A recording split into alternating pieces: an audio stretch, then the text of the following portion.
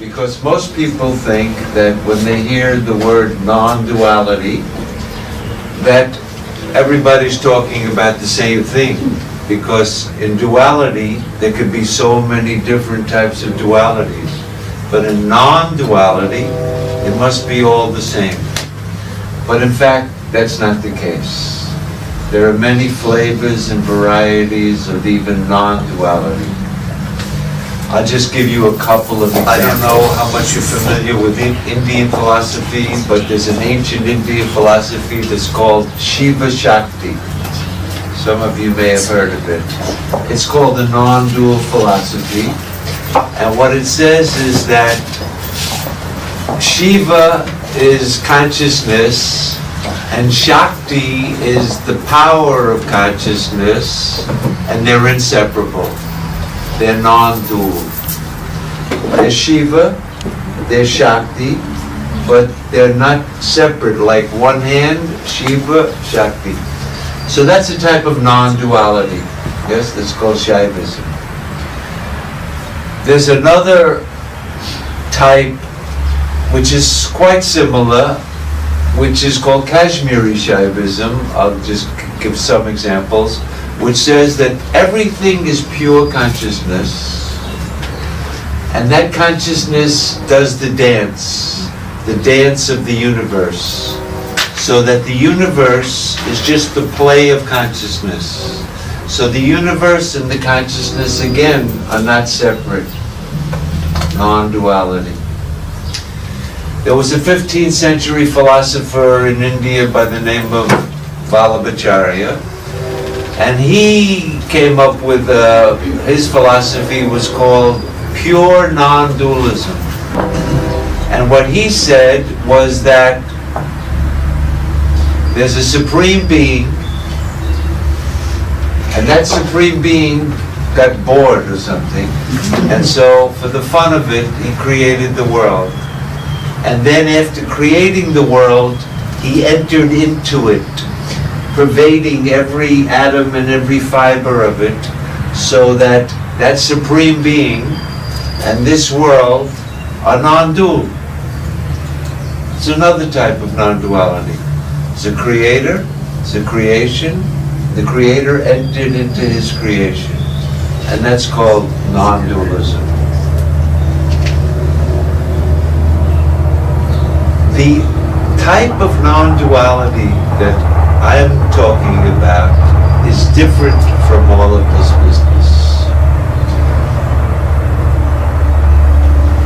It's an ancient Indian philosophy, in fact, the most ancient of all Indian philosophies, and it comes from a bunch of texts that are called the Upanishads.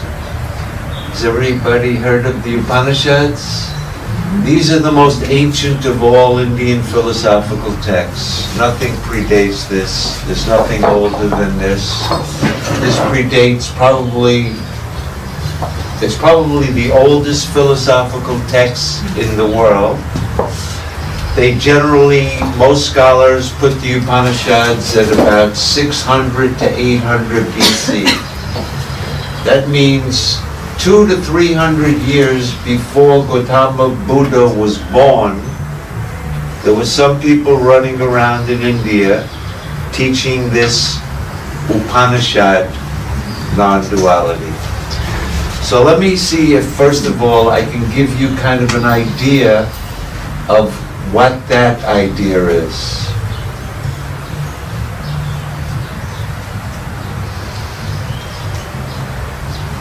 In Sanskrit, in those Upanishads, there are some famous statements. One is, Sarvam Idam Brahmam.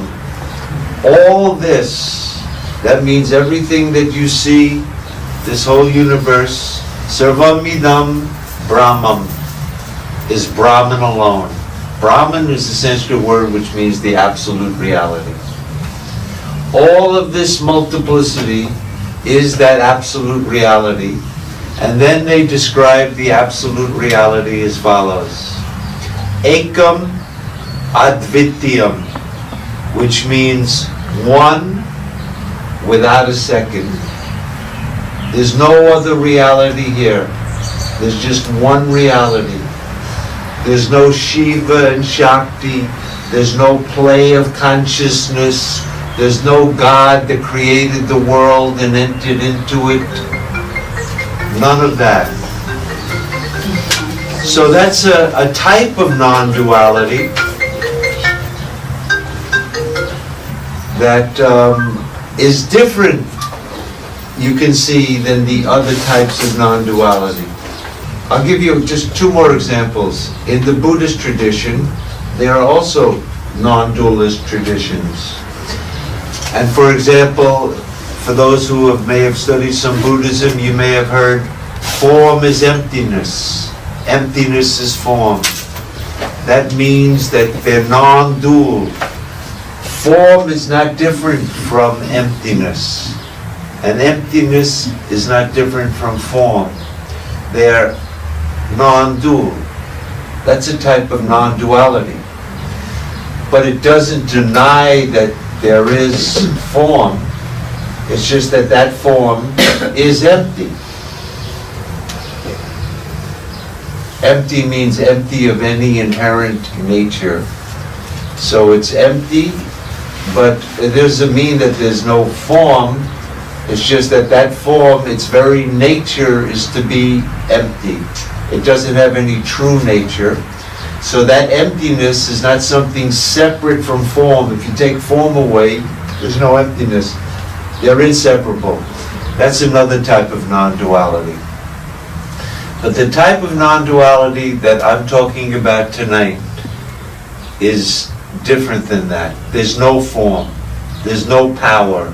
There's no anything. There's no world. There's no duality at all in any sense. So having said that, immediately people should say this is the most ridiculous of all the philosophies that have ever came, because it's so obviously against our common everyday experience. It contradicts the most fundamental fact that I know, that I'm experiencing a world of duality. So to say that there never was a world, there's no world now, I'm not talking, you're not hearing me, what kind of business is this? So the first thing is, the type of non-duality that I'm talking about is the most suspect. There's another unique thing about this non-dual reality. Oh, let me just say something about that non-dual reality. That's the only reality, and there's nothing other than it. Generally in Sanskrit, they describe that reality as Sat Chit Ananda. Existence, consciousness, bliss. But those words, existence, consciousness, bliss, has to be understood in a very technical sense, because this thing exists, but where does it exist? It exists on the table, so it exists in space. And when does it exist? It exists in time. It's now existing. There was a time when it didn't. So it's existence in time and space. Whenever we think of anything existing, we always have to think of it existing in time and space.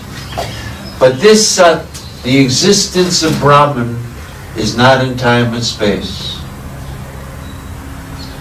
Obviously, it's pretty hard to conceive of something that exists, but it's not in time or space.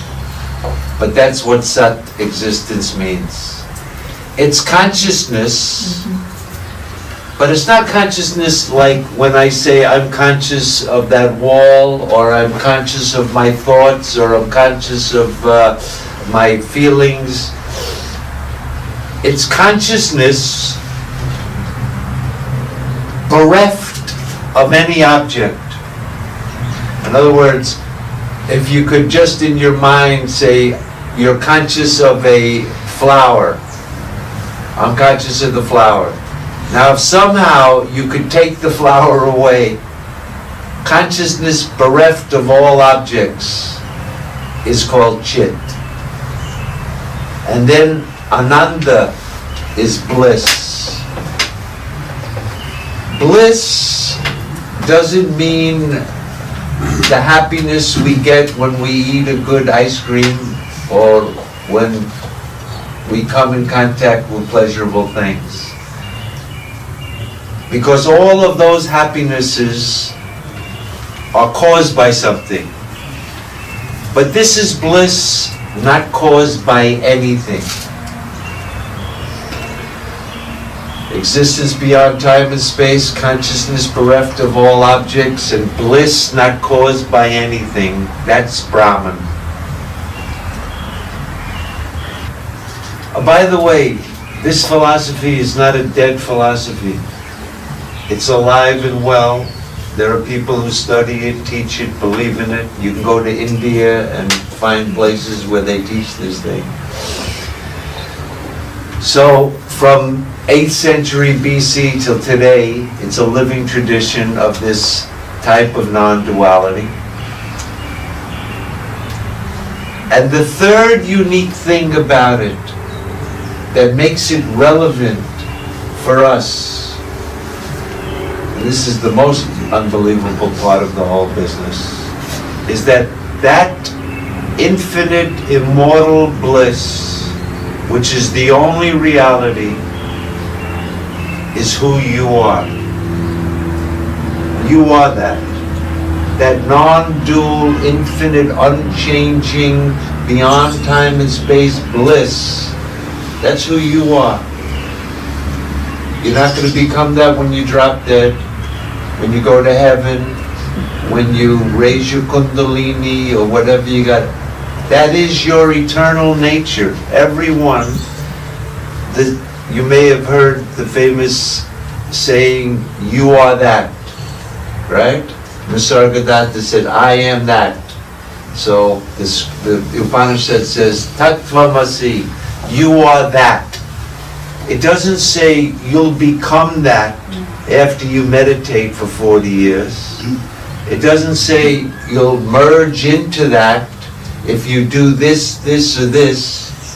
It's a statement of fact. You are that. Right here, right now. You don't have to go to heaven. You don't have to change your clothes or put on a new, change your name, repeat a mantra, whatever.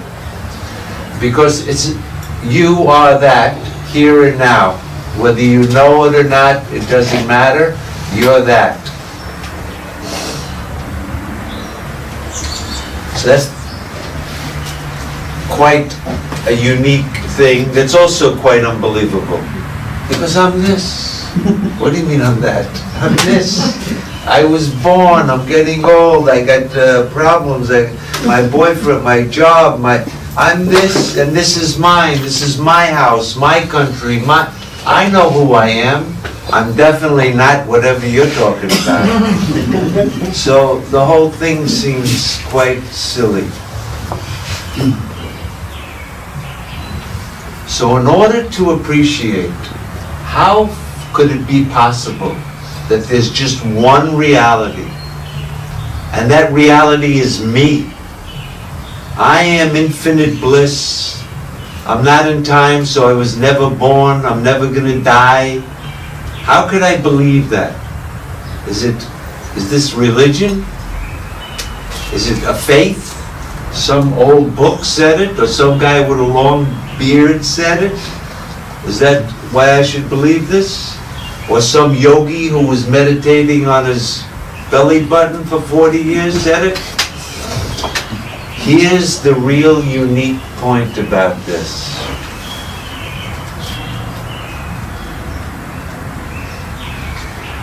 That Brahman, that absolute reality, which is not in time, which is consciousness bereft of object, which is infinite bliss,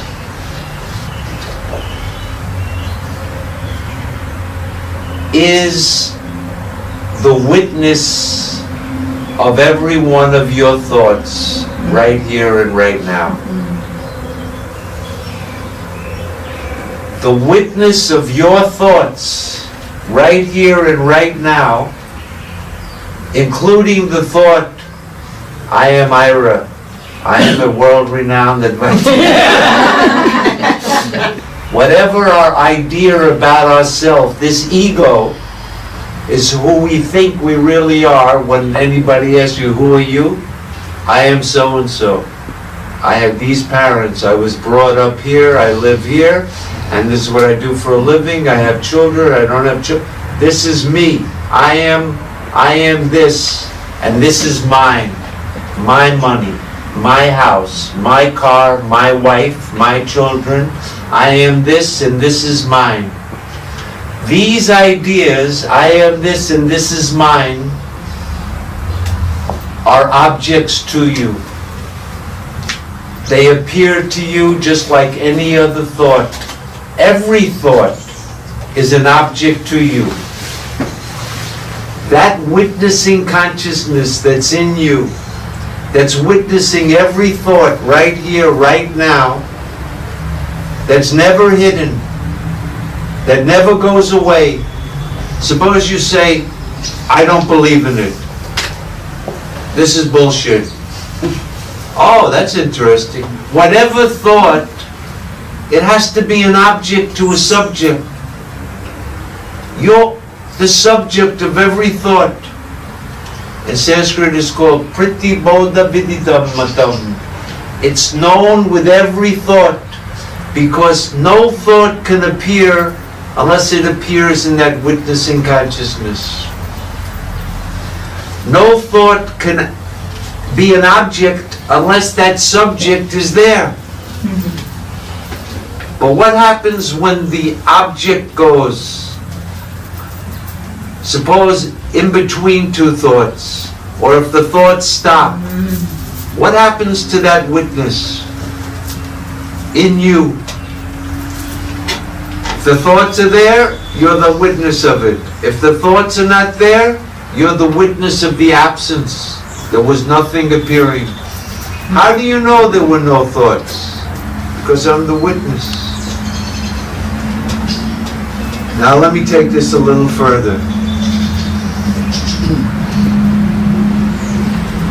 Not only am I the witness of all of these thoughts, but I'm the witness of time.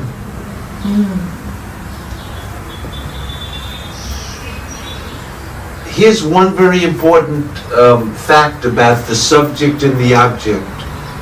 If I'm the subject and the thoughts are the object, whatever the object is, it doesn't affect the subject in any way. I am thin. The subject's not thin. I am fat. The subject's not fat. I am happy. The subject's not happy. I am sad. The subject's not sad. Time. Does time appear? Is it an object to you? Then the subject is not in time. There's some times when time is appearing, yes? Is there any times when time is not appearing? Yes. How do you know? Because it's my experience. I wasn't aware of time at all. When? Well, I was in deep sleep. I didn't even know about time. That witnessing consciousness in everyone is exactly the same. It never changes. It's never hidden. When you're awake, it's here. But the best way to see this witnessing consciousness, to validate for yourself that it's not hooked up to this body, because I think I am this, and this body is the conscious, this is a conscious body. If you cut it, it feels it. And my senses are conscious because I can see through my senses, so my senses are conscious. And my mind, of course, is conscious.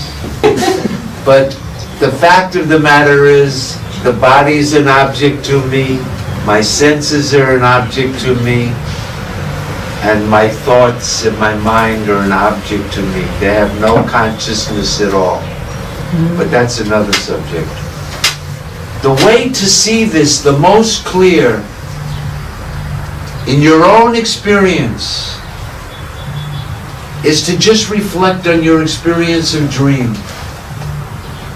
If for just a moment you could shake off this identification, and that's exactly what happens. As soon as the dream appears, now I'm in the jungle and I'm worried about that tiger over there, and I'm thinking that if I talk to my friend, now it's a whole different time, a whole different space.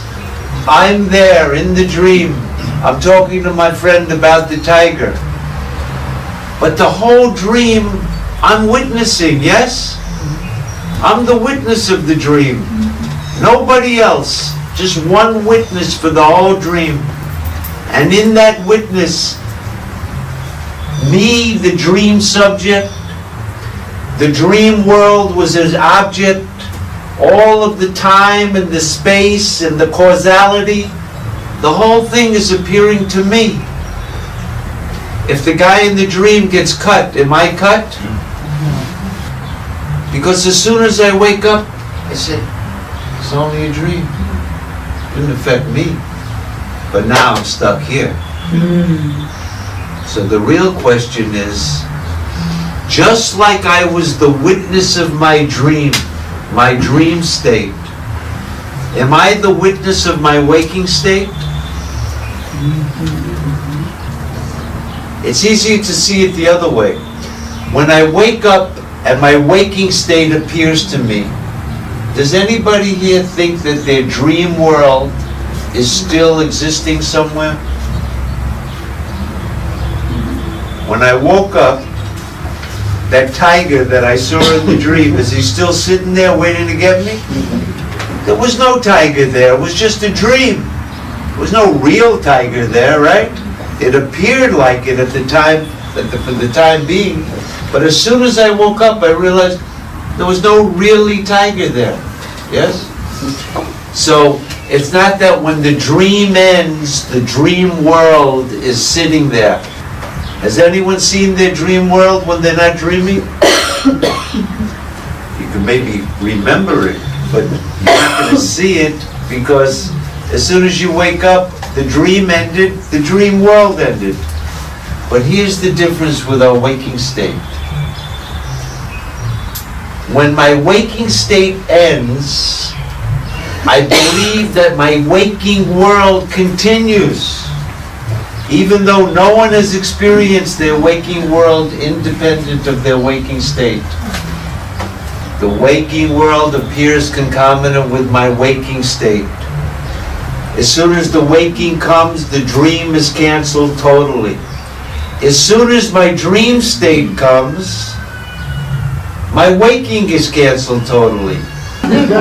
Because the waking ego appears to me, and the dream ego appears to me. They both cancel each other. I'm the witness of both of them, unaffected by any of them. Anyone follow it? Let me show you one other thing. Is there something common that's in all the states? That's not coming and going? That's not getting canceled? Our awareness. That awareness, that witnessing consciousness. This brings about some very interesting conclusions. One is, I'm not this ego. I'm not this body, and I'm not this mind and senses, because they appeared to me in the waking body, mind, ego. When I go like this, me, to me, I don't mean this, I mean that witnessing to me. That's the me that never changes. That's not coming and going. It's present during the waking. It's present during the dream. And it's still there in deep sleep. That's how I know nothing was appearing, because I'm still there. The witness of the absence of the objects. What happens now? Now I can see that thing the Upanishads was talking about, that there's only one reality without a second. I'm the only reality here. The waking was as false as the dream. And in deep sleep, I'm still there. So I'm the only thing that's unchanging. I'm not in time. I'm not in space. I am immortal bliss.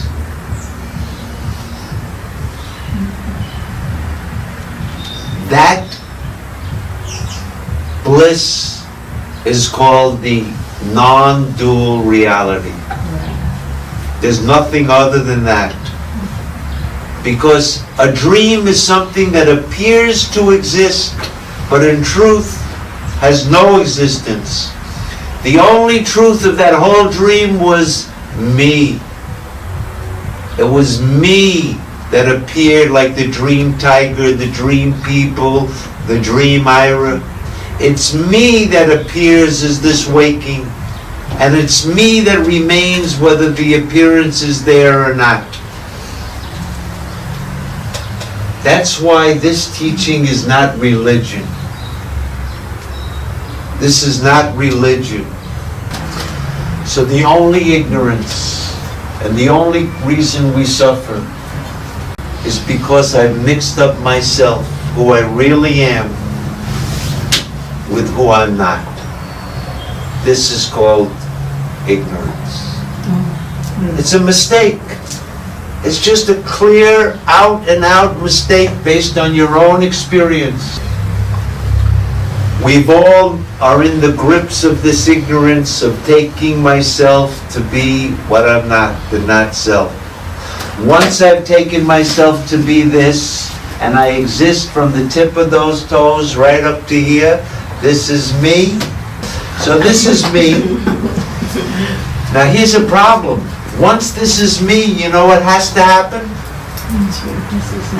I have to get old and sick and die. That's the nature of this thing. There's no, above this, finito.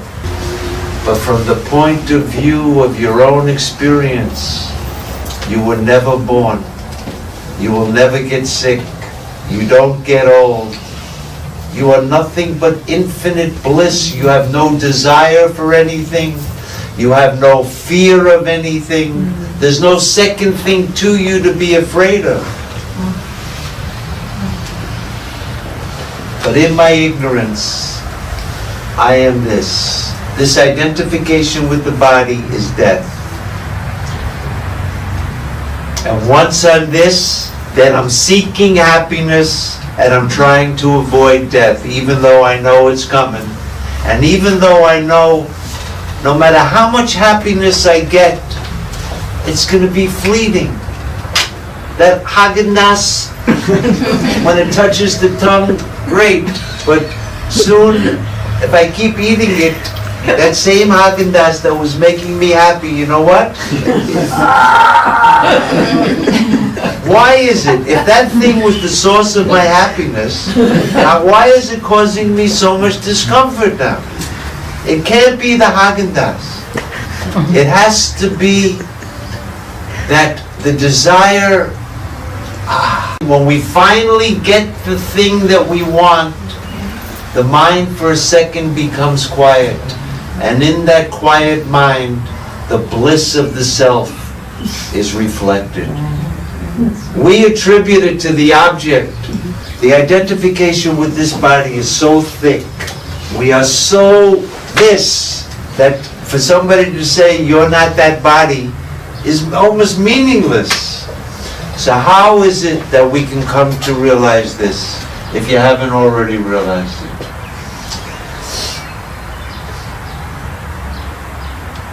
That inner witness is the most in. Does anybody, you can understand that? It's the most in because everything is an object. When I say in, I don't mean spatially in.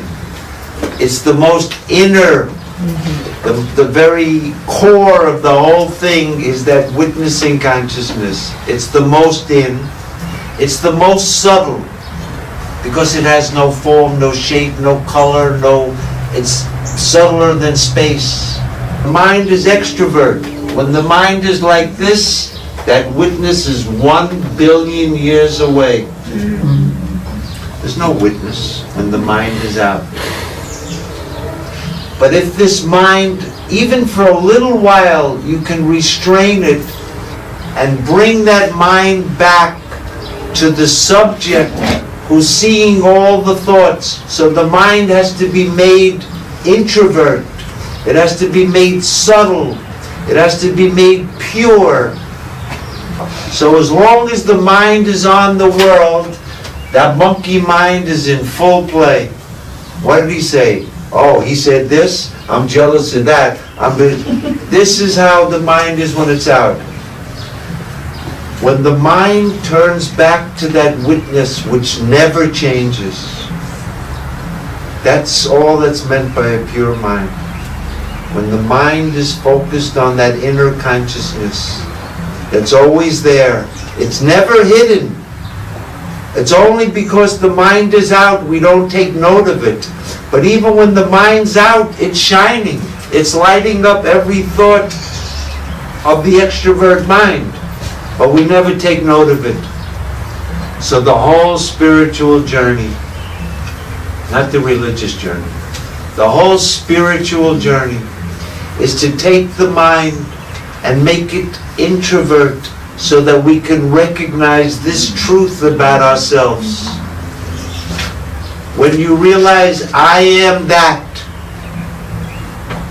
I've always been that, I will always be that, that's the only reality. There's nothing else here but me. I am the taste in grapes. I am the wetness in water.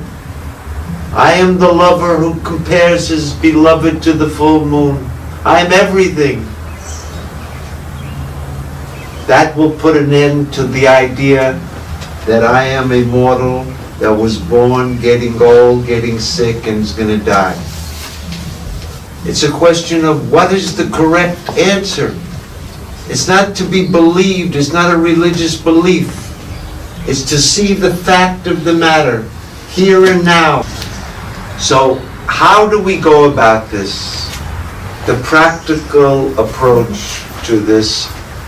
How do I realize that I am that? And that realization will put an end to the whole life of suffering. As soon as I realize this truth in my own experience. So how can I realize this? Well, this natural tendency of the mind to be extrovert, because we're convinced that the happiness is out there. If I have a nicer house, a nicer car, or if people say I'm great, or if I get more power, or whatever, then I'll be happy. All of these things are fleeting. This life is fleeting. We have a precious opportunity to realize this fact about ourselves. And if you want to just fritter it away, trying to get the little crumbs of happiness, these impermanent little things in between bouts of unhappiness, then that's called samsara. But for the people that are fed up with that business, and they think, maybe there's a way I could be happy forever. Well, the way is not that way. The way is this way. We have to understand that the objects can never bring me lasting happiness. That whatever comes in time must go in time. To some extent, we have to get a little bit of detachment to the things that everybody else is so feverishly running after. That extrovert mind is the whole problem. So let me get a little more practical here. Remember I told you everybody here, including myself, is in full ignorance. And what that means is I'm identified with this body. This is who I am. Because I'm identified with this body, I can say I'm sitting in this chair now, and when I'm finished, I'm going to get up and go over there, because I'm fully identified with this body, just like everybody is. Because I'm identified with this body like everyone is, I can't stop doing actions for 1 second. Even if I say I'm going to go to the Himalayas, I'll sit in the cave and I won't do anything. Will you breathe? Yeah, breathe. What the hell? How about the bathroom? You're going to get up to go to the... Yeah, I got to go to the bathroom once in a while. You could be thinking? Yeah, think a little bit. So you'll be in full action. As long as you have a body and a mind, you can't stop doing actions for a second. So here's the trick. The witness, does that do any actions? No. So in my real nature, I'm actionless. I never do anything. But in my ignorance, I'm a doer. Yes? So I'm a doer. And I'm doing things to get the result of that thing. My mind is on the result. I'm going to do it, get the result. If somehow, since we can't just stop doing actions, as long as I'm this body, I must act. If I could do my actions in such a way that somehow the action gets yoked to that supreme being, because you see, when I'm an actor, I'm a little nothing, because I'm this little body. Compared to this, that witness is what? It's myself. But when I'm this, that's like God. If I can somehow get into the attitude that I'm doing it not for the fruit, but I want to do it as an acknowledgement that everything that I do is only because of the grace of that light. Without that, I couldn't do anything. When we lose our interest in the fruit of the action, and now the action is tied up to that supreme being, that light that's inside of me, that Paramatma, the supreme self that's my true nature, now that very action, rather than taking me away from that, is taking me towards that. You see, when I'm doing the thing to get the fruit, there's three possibilities.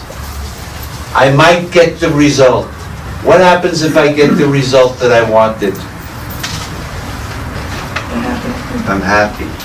What happens if I don't get the result? Sad. It's inevitable. Right? So we're constantly in this thing of, but now if we've lost interest in the fruit's going to come. It'll come. But I've lost my interest in it because now I'm doing it as worship to that. That will purify the mind. That will make the mind more subtle. That pure, subtle mind is the only mind where you can finally cut the karma itself and say, even though this body is doing all these actions, I do nothing. In the Gita it says, Guna guneshu anuvartante, na kimchit karomi. The gunas are moving against the gunas. Gunas just means nature. So this is nature. This body, we separate as though this is nothing but matter. And this is nothing but matter, yes? So this matter is moving against this matter. Guna guneshu, na kimchit karomi. But I don't do anything because I'm the witness. It's the witness of all of the activities that's ever the same. I'm not in time. I can't change. This is what I mean by spirituality without religion. That if anybody kind of got a little inkling of what I'm trying to point out here in their own experience, then that's all that it is. It has nothing to do with believing what I said. The witness in me and the witness in you, there's no difference. And even if your mind is filled with nasty thoughts and my mind is filled with angels, the witness is the same. It's the same in everyone, sinner and saint. Doesn't matter. It's that same. So everybody can recognize this truth if they have the motivation to see, is it really true? Because this should not be believed because anyone says it. Is there a witness of my thoughts that never changes? Is there a witness of the states of waking and dream that never changes? Is that a fact of my experience? My present experience, not a mystical experience, not some kind of special experience that only some people have. This is everyone's universal common experience that everybody, if they have the slightest bit of capacity to introvert their mind, they can recognize this fact.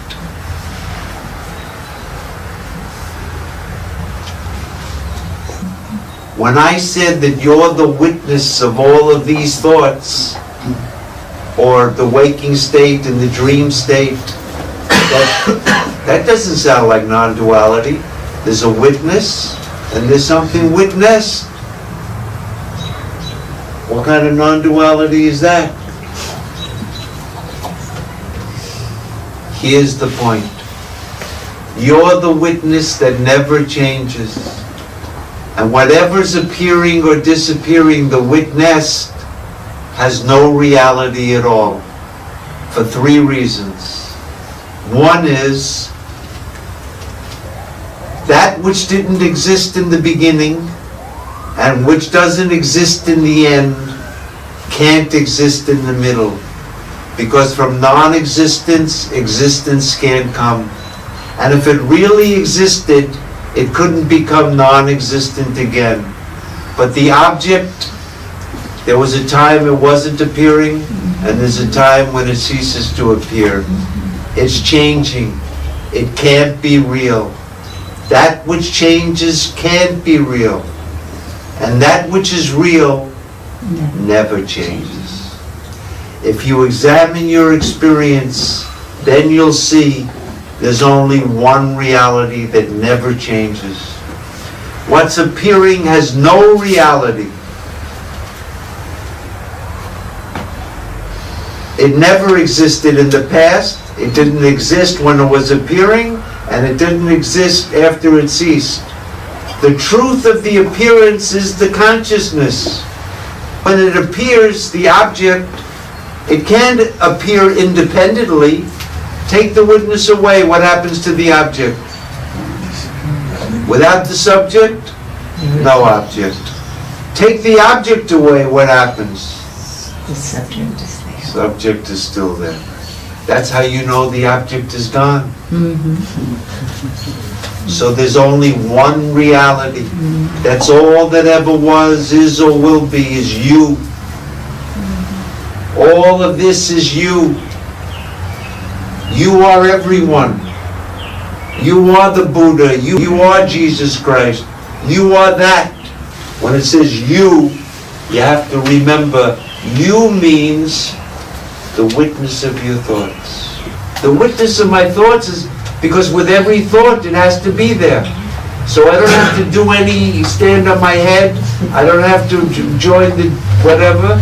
Because with every thought, it's available. Object and subject. And to see that the objects are coming and going, but there's an unchanging, transcendental subject that's not in time. That's pure bliss. One more point, which is this, because it's so beautiful. Everybody tonight, when you go to sleep, you are just remaining as that infinite bliss. Sleep is God. Sleep is reality. How I was in deep sleep with no second thing, no fear, no desires, no hopes, no limitations, no seeking for anything. In that state, total peace. No boredom. Oh, sleep is boring. I'm sorry. Boring is when you're sitting around and the clock is moving and there's nothing to do. Nobody's bored in deep sleep. When you wake up, you may say that's a boring sleep. But in deep sleep, there's no time. How we were in deep sleep, one without a second. That's how we are right now. Because our nature never changes. Whether the waking state appeared, I didn't become anything other than what I was. When the dream appeared, I'm still deep sleep. And when they both disappear, I'm still deep sleep. You only call it deep sleep from the waking point of view. Is there any world? No. No. Is there the absence of the world?